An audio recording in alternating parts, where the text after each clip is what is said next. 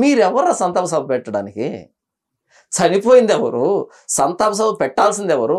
ఇప్పుడు మీ నాన్న చనిపోయాడు, నేను పెట్టుకున్నాను అనుకోండి, తద్దినం ఏమంటారు, శ్రద్ధాంజలి అంటారా? అంతే, శ్రద్ధాంజలి ఏదో అంటారు దాన్ని, దినాలు అంటారు, దినం అంటారు కదా. అది నేను పెట్టుకున్నాను అనుకో, మీకేం అనుమానం వస్తుంది? అదేంటి చనిపోయింది అదే అంటారు కదా. ఇప్పుడు ఏం చనిపోతే నువ్వెందుకు పెట్టావు సంతాప సభ? ఇంకొక చోట ఎందుకు పెడుతున్నావు? అభిమానం అనుకోవచ్చు, గ్రాటిట్యూడ్ అనుకోవచ్చు కదా. సరే, అభిమానం కదా. 1 ఎకరా అమ్మి లేకపోతే నీ ఇంట్లో వాళ్ళ మెడలో ఉన్నటువంటి హారాలు, నెక్లెస్లు అమ్మి, లేకపోతే ఎక్కడైనా వడ్డీకి డబ్బు తీసుకొచ్చి పెట్టబ్బా అభిమానంగా. మరలా సంతాప సభ పెడతామని గూగుల్ పే, ఫోన్ పే పెట్టి ఇవ్వండి అని ఆల్రెడీ అడుగు తింటున్నావు. ఆయన చనిపోయినప్పటి నుంచి అబ్బా, నాకు తెలిసి ప్రవీణ్ అన్న చనిపోతే గుండె పగిలిపోయేటట్టు ఏడ్చుంటుంది ఆ కుటుంబం. కానీ ఆయన చనిపోయిన దగ్గర నుంచి అంతకంతగా సంపాదించిన దరిద్రులు వీళ్ళు. ఇంకో మాట చెప్పంటావా? ఇక్కడ కూర్చొని అభినయ దర్శన్ ఉన్నాడు కదా, ప్రవీణ్ పగడాలన్న మరణించక ముందు రోజు ఈయన సబ్స్క్రైబర్లు చూడు, ఈ రోజు ఆయన సబ్స్క్రైబర్లు చూడు. అప్పుడు నాకు తెలిసి 17కో ఎంతో ఉండేది, 17కో 20కో ఎంతో ఉంది. ఇది కూడా ఎవరో చెప్పారు నాకు. ఇప్పుడు ఎంత వచ్చింది? 54K ఉంది. ఏ మహాజ్ఞానాన్ని పంచిన, ఏ సమాజాన్ని ఉద్ధరించే పని చేసి ఎంతమంది వచ్చారు? రెచ్చగొట్టి వచ్చారు. ఇకపోతే అమౌంట్ ఎంత? అక్కడ పోరాటం చేస్తున్నా, ఇక్కడ పోరాటం చేస్తున్నా. అవునా? ఉదయం నాకు తెలిసి బ్రష్ చేయకుండా లైవ్ పెట్టడం. ఎందుకు? దీన్ని అంటారు రాబందు లక్షణం అంటారు. ఇది పీరుగురు పీకుతేనే రాబందు లక్షణం అంటారు. ఇది ఎవరికి అర్థం కావట్లే. ఇప్పుడు నన్ను ఎలా చూస్తున్నారంటే విలన్ లాగా చూస్తున్నారు. ఒరే నాయన, వీళ్ళు విలన్లు. ఆయన చనిపోతే ఆయన ఏదో కాలం చేసేసాడు, కుటుంబాన్ని ఆయన ఆదరిద్దామని ఏ మాత్రం మానవత్వం లేకుండా ఆయన మరణాన్ని తవ్వి రోజు ఫ్రెష్ చేస్తున్నారబ్బా. రోజుకొక డౌట్ అంటారు, ఇదంటారు, రోజుకో డౌట్ అంటారు. అక్కడికి పోలీస్ డిపార్ట్మెంట్ ఏముంది, 2 వారాలు టైం ఇచ్చి మీ దగ్గర ఏమైనా ఆధారాలు ఉంటే తీసుకురండి రా అని చెప్పారు. ఎవడైనా ఇచ్చాడా? ఆధారాలు లేవంట. ఏమున్నాయంట? అనుమానాలు. మీరు కడుపుకి అన్నం తింటున్నారా, అనుమానాలు తింటున్నారా? చెప్పు. కడుపుకి అన్నం తింటున్నారా, అనుమానాలు తింటున్నారా? ఆధారాలు ఇవ్వండి అంటే ఒక్క ఆధారం ఇవ్వకపోయి. కానీ యాక్సిడెంట్ సంబంధించిన ఇన్ని ఆధారాలు ఉండే, ఇన్ని ఆధారాలు తప్పంట, వీళ్ళ అనుమానాలు కరెక్ట్ అంట. రోజు మాట్లాడి ఆ కుటుంబం ఎంత క్షోభ అనుభవిస్తుంది. ఉదాహరణకి జాన్ పాల్ అని నేనే తాగి చనిపోయినబ్బా, మొత్తం ప్రపంచం అంతా తెలిసిపోయింది. అలా వదిలిపెట్టేశారనుకో, 1 రోజు మాట్లాడుకుంటారు, 2 రోజులు మాట్లాడుకుంటారు, 3 రోజులు మాట్లాడుకుంటారు, తర్వాత ఎవరి పని వాళ్ళది వెళ్ళిపోతారు. ఇక ఉండదు అది.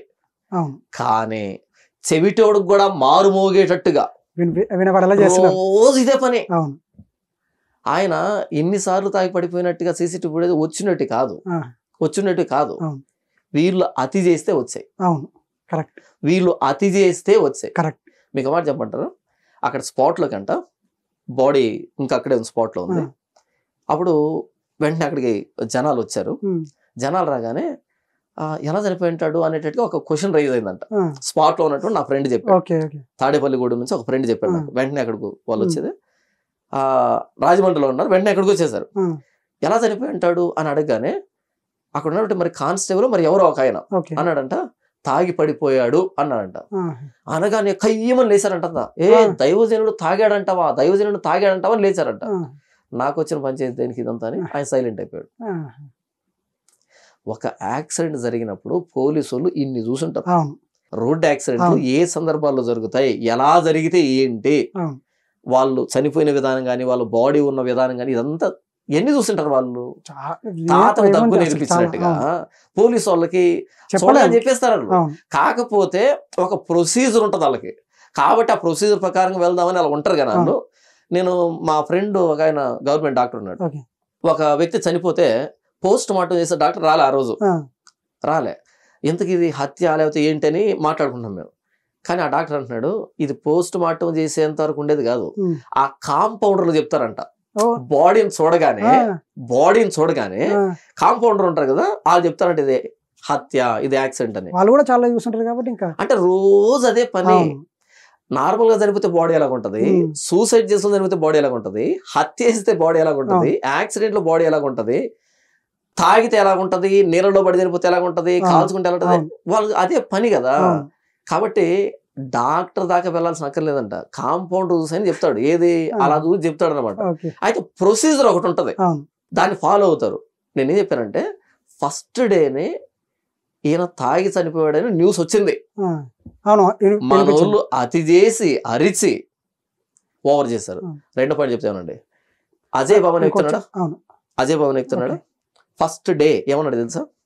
ఈయన తాగి చనిపోయాడని, ఈయన బాడీలో ఆల్కహాల్ ఉందని కానీ రిపోర్ట్ వస్తే మా సత్తా ఏంటో చూపిస్తామన్నాడు. ఇంకొకసారి రిపీట్ చేసుకోమనండి. ఈయన తాగి చనిపోయాడని పోస్ట్ మార్టం రిపోర్ట్ వస్తే మా సత్తా చూపెడతా ఉన్నాడు. అసలు ఆ పాయింట్ ఎందుకు వచ్చింది? తాగాడనే టాపిక్, ఆ పాయింట్ ఎందుకు వచ్చింది అంటే అక్కడ వినపడ్డది కాబట్టి మాట్లాడినట్టు నడిచింది వార్త, అక్కడ చక్కర్లు కొట్టింది వార్త. అవునా? అందరూ అదే కోణంలో ఉండరు, చూసే కోణాలు ఉంటాయి కదా. పోస్ట్ మార్టం రిపోర్ట్ లో తాగి చనిపోయాడని వస్తే మా సత్తా చూపెడతావు, నువ్వు ఎందుకన్నావు అంటే ఫస్ట్ డేనే ఆ సర్కిల్లో తాగి చనిపోయాడనే వార్త చక్కర్లు కొట్టింది. అవునా? పోస్ట్ మార్టం రిపోర్టులో ఏమి రావాలో నువ్వు ఎందుకు చెప్తావు? నాకు తెలియగలుగుతాను. పోస్ట్ మార్టం రిపోర్ట్ లో ఏమి రావాలో నువ్వు ముందే ఎలా చెప్తావు కదా.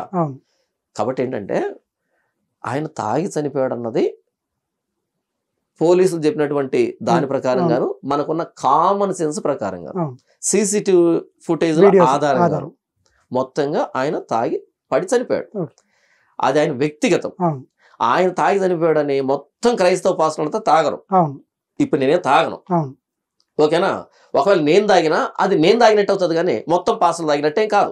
ఈ విధంగా చూడట్లేదు. మరి ఎందుకు చూడట్లేదంటే ఊదారు. అబద్ధానికి అలవాటు పడిన వాడికి నిజం నచ్చదు. అబద్ధానికి అలవాటు పడిపోయారు, నిజం నచ్చదు వీళ్ళకి. అంతెందుకు నైట్ నేను ఒక హోటల్కి వెళ్ళాను తిందామని.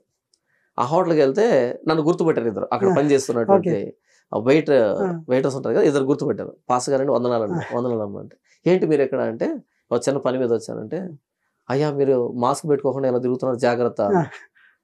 ఎందుకు అన్నా, మీకు తెలియదు అయ్యా ప్రవీణ్ గారిని ఎలా పొట్టను పెట్టుకున్నారు అన్నారు. ప్రవీణ్ గారిని పొట్టను పెట్టుకోలేదు, ఆయన యాక్సిడెంట్ అయిపోతే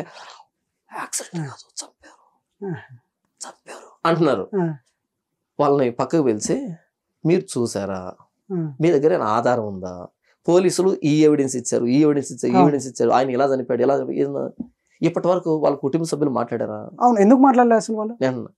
ఏం మాట్లాడతారు? మాట్లాడడానికి ఏముంది అక్కడ? మాట్లాడడానికి ఏముంది? ఒకవేళ వాళ్ళు ఆ సీసీటీవీ ఫుటేజ్ లో వేరే పర్సన్ ఉంటే కనుక ఈ వ్యక్తి ప్రవీణ్ కాదు అని మాట్లాడతారు. అంటే వాళ్ళ చెల్లెలు ఫస్ట్ వాయిస్ రైజ్ చేసింది కదా, ఆయన మా బ్రదర్ కాదు, లెగ్స్ కొంచెం కదా. ఎక్కడ రైజ్ చేయాలి ఆవిడ వాయిస్? రిపోర్ట్ వచ్చినాక పోలీస్ స్టేషన్కి వెళ్ళి వాయిస్ రైజ్ చేయాలి. పోలీస్ స్టేషన్కి వెళ్ళి ఆధారాలు ఏముందంటే అక్కడ నిరూపించాలి. ఇదిగో మా అన్న హైట్ ఇది. అయినా సీసీటీవీ ఫుటేజ్ హైట్ ఎలా కనపడింది? లెగ్స్ బట్టి చూసి అబ్జర్వ్ చేసిన సీసీటీవీ ఫుటేజ్ లెగ్స్ కనిపించాయా అని చెప్పింది. మళ్ళీ టీ-షర్ట్ కలర్ అని 5.9 ఎంతో చెప్పారు, నాది 5.6. నేను బుల్లెట్ మీద కూర్చుంటే కాళ్ళు స్పష్టంగా కింద తేటగా కింద అంతే, నీట్ గా అంతే. ఆయనది 5.9 ఆనవా, పైగా షూ వేసుకోన్నాడు ఆనవా, ఇంకా ఫీట్ వేరేగా ఉంటుంది. ఆయన నాకు తెలియగడుతాను, వీళ్ళు ఇంత తెలివితేటలు ఉన్న వాళ్ళు ఎందుకు ఇక్కడ మిగిలిపోయారు? వీళ్ళు ఇండియన్ గవర్నమెంట్కి రాలోనో లేకపోతే సిబిఐ ఆఫీసర్లు గానో లేకపోతే ఈ ఇంటెలిజెన్స్ డిపార్ట్మెంట్ ఎక్కడ పనిచేసి అవ్వచ్చు కదా, ఎందుకు ఇక్కడ మిగిలిపోయారు వీళ్ళు? ఇన్ని తెలివితేట పెట్టుకొని బైక్ మీద ఒక స్టిల్ చూపించి ఇక్కడ కాలు చూపించి చూసారా హైట్, ఇన్ని తెలివితేటలు పెట్టుకొని ఎందుకు మిగిలిపోయారు ఇక్కడ? ఎవరైనా ఫీజు కట్టుకోలేక మిగిలిపోయారా? 2 వారాలు పోలీసు వాళ్ళు టైం ఇచ్చి ఆధారాలు తీసుకున్నాడంటే లక్ష్యంగా తీసుకుని వెళ్ళు. ఏదో ఎవడో కెమెరా పెడితే అక్కడ వాగడం కాదు, అక్కడ మాట్లాడడం కాదు, ఎవరిని మోసం చేద్దామని ఇంకా ఎంత పరువు తీద్దామని తీసుకుందామని. ఇప్పటికే ఫోన్లు చేసి మీ పాస్టర్లంతా ఇంతే అని మాట్లాడుతూ ఉంటే, కామెంటర్లు మీ పాస్టర్లంతా ఇంతే అని మాట్లాడుతూ ఉంటే, వీళ్ళు చెప్పేది ఒకటి చేసేది ఒకటి మాట్లాడుతూ ఉంటే ఎవరికి చెప్పుకోరో తెలియక కుమిలిపోతున్నాం. ప్రత్యేకించి నేను ఇప్పుడు వచ్చే ముందు కూడా ఫోను గొడవ, నోటితో పలకలేని మాటలు, అరే మీరు చెప్పేది ఒకటి చేసేది ఒకటి అని. అరే ఇంకా ఎంత పరువు తీసుకుంటారు, ఇంకా ఎంతమంది తెలియజేస్తారు? ఫస్ట్ డే అయిపోయింటే కనుక 100 మందిలో 20 మంది తెలిసి అయిపోయి ఉండదు. ఎవరో పాస్ చనిపోయాడు, యాక్సిడెంట్ చనిపోయాడు, కొంతమంది తాగాడు అంటున్నారు, కొంతమంది హత్య అంటున్నారు, అయిపోయాడు. కదా. దాన్ని సాగదీసి అంగార గ్రహం మీద కూడా వాళ్ళు కూడా వింటున్నారు ఇప్పుడు. అది అంత దూరం వెళ్ళింది. ఇది తెలియని వాళ్ళు కూడా తెలిసిపోయింది, అందరూ తెలిసిపోయింది. ఇంతటితో ఆపినా బాగుండేది. ఇంకా ఆపట్లే. ఇంకా మరలా కేసు రీఓపెన్ చేస్తారంట, కేసును సిబిఐకి అప్పగిస్తారంట, సుప్రీంకోర్టు దాకా వెళ్తారంట, ఫారిన్ నుంచి వస్తారంట. అంటే కాస్త కోస్త మిగిలిన పరువు కూడా ఉండకూడదు అనమాట, మొత్తం తీసేద్దామని ఇంక ఉండకూడదు అనమాట. ఇంకోటి చిన్న డౌట్, ఇప్పుడు ఇన్ని గణం చెప్పారు కాబట్టి మరి రిపోర్ట్ ఎందుకు లేట్ ఇచ్చారనేసి అనుకోవచ్చు. రిపోర్ట్ ఎందుకు లేట్ ఇచ్చారంటే వాళ్ళే చెప్పారు, పోలీసు వాళ్ళు ఏమన్నారు, ఆధారాలు తెస్తారేమోనని చాలా మందికి నోటీసులు ఇచ్చాం, ఆధారాలు తీసుకున్నాండి అని చాలా మందిని. నోటీస్ వచ్చేసి ఏ విధంగా ఇచ్చారంటే మీరు తప్పుడు ప్రచారం చేస్తారు, ప్రచారం ఎవరైతే చేస్తారో వాళ్ళందరినీ తీసుకెళ్లి లోపలేస్తారు విధంగా. మరి అంతే కదా. ఇప్పుడు ప్రజలు ఎమోషనల్ గా బాధలో ఉన్నారు, ఎమోషనల్ గా చాలా వీక్ గా ఉన్నారు ప్రజలు. ఓకే, ఈ టైంలో ఆధారం లేకుండా మాట్లాడడం అన్నదే తప్పు కదా. ఆధారం ఉన్నప్పుడు మాట్లాడు, ఆధారం ఉన్నప్పుడు పోలీసు వాళ్ళకి తీసుకొని ఇవ్వు, వాళ్ళ ఇంట్రాగేషన్ కి కోఆపరేట్ చేయి. అలా హంతకుల్ని నిందితులు పట్టుకుంటాం. అలా కాకుండా నీ కెమెరా ముందు మాట్లాడుతుంటే నీకు ఎవడిచ్చాడు రైట్? అసలు ఇంత జనాభా గందరగోళం అవుతూ ఉంటే ఏం? మీకు మాట చెప్తాను, ఇది హత్య అని అరిచేటప్పటికంట అక్కడ ఆ బాడీ దగ్గరంట చాలా మంది ఎవరైతే వీళ్ళు చంపింటారు అనే ఆరోపణలు వచ్చాయో వాళ్ళ కోసం వెతికారంట కొట్టడానికి. ఒకవేళ ఆ టైంలో ఈ వ్యక్తి ఇక్కడ ఉంటాడు అని అడ్రస్ తెలుసుంటే బతకనిచ్చే వల్ల ఆ కోపం, ఆ కసిలో నాలుగు గుద్దులు గుద్దితే ఏమవుతాడు మనిషి? సరిపోతాడు కదా. ఈ పాపానికి బాధ్యులు ఎవరు? అక్కడికి వచ్చి మాకు న్యాయం జరగాలంటే ఒక అర్థం. అక్కడికి వచ్చి వీడు చంపాడు, వాడు చంపాడు, వీడు చంపాడు అన్నప్పుడు అప్పుడు ఎంత ఎమోషన్ క్రియేట్ అవుతుంది మీకు అర్థమవుతుందా? మాకు దీని మీద అనుమానం ఉంది, మాకు ఫెయిర్ గా ఇన్వెస్టిగేషన్ చేసి మాకు నిజాలు చెప్పండి, అంతవరకు మేము ఎక్కడి నుంచి కాదలం అన్నా బాగుంటది. అప్పుడేంటి, సరే అది హత్య లేదా యాక్సిడెంట్ ఆ కోణంలో దర్యాప్తు చేస్తారు, మొత్తానికి ఎదురు రిపోర్ట్ వస్తే అయిపోతుంది.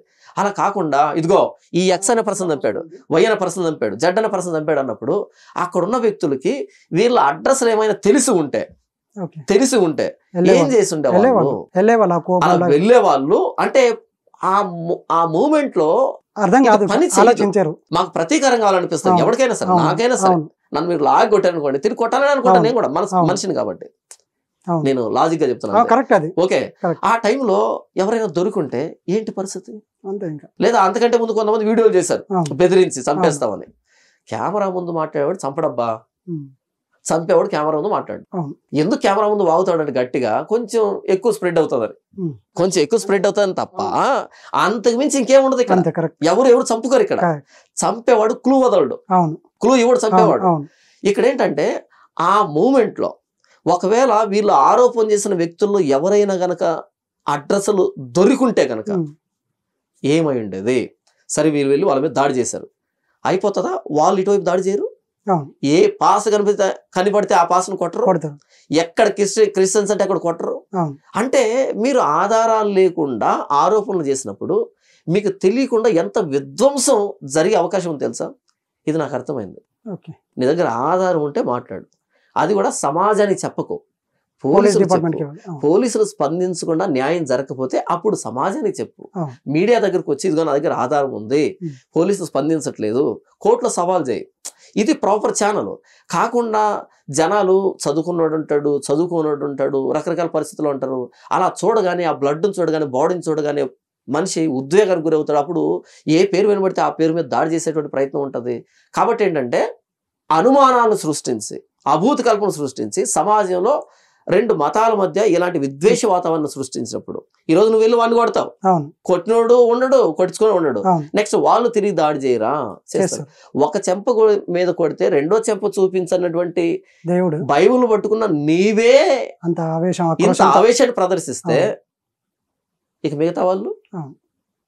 కాబట్టి ఇది బాధ్యత నాది, నా బాధ్యత. ఆధారాలు లేకుండా మాట్లాడకండి, ఉత్తుత్తిన అనుమానాలు క్రియేట్ చేసి సమాజంలో వదలకండి. అందుకని 14 రోజులు అందరిని ఇన్వెస్టిగేట్ చేయడానికి, వాళ్ళకి నోటీసులు ఇచ్చి పిలిపించి మాట్లాడడానికి, ఆధారాలని సేకరించడానికి దీని అంతటికి 14 రోజులు పట్టిందని ఐజీ చెప్పాడు. అయితే నేనేమనుకుంటున్నానంటే మేబీ ప్రజలు చల్లారేంత వరకు ఉండి చెబుదాం, ఎందుకంటే ఈ ఆవేశంలో ఉన్నారు కాబట్టి ఇలా తాగి చనిపోయాడు అంటే తీసుకోలేరేమో, శాంతి భద్రతల విషయంలో విఘాతం కలుగుతుందేమో అని ఏమైనా ఇంకొక యాంగిల్ ఉందేమో అని నేను అనుకుంటున్నాను. నాకు కూడా కన్ఫర్మ్ గా తెలియదు.